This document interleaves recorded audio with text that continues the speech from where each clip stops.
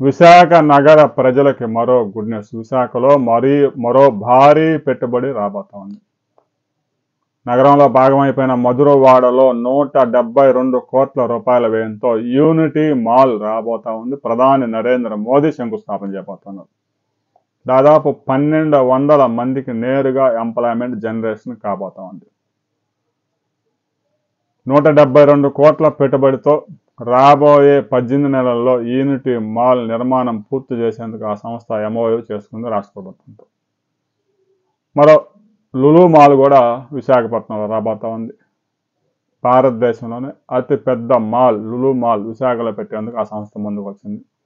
రాబోయే కొద్ది రోజుల్లోనే పనులు పెద్ద ఎత్తున ప్రారంభం కాబోతోంది. ఇక తిరుపతిలోను అమరావతి రాజధానిలో కూడా మరో 2 మాల్స్ పెట్టేందుకు లులు ముందుకు వచ్చింది.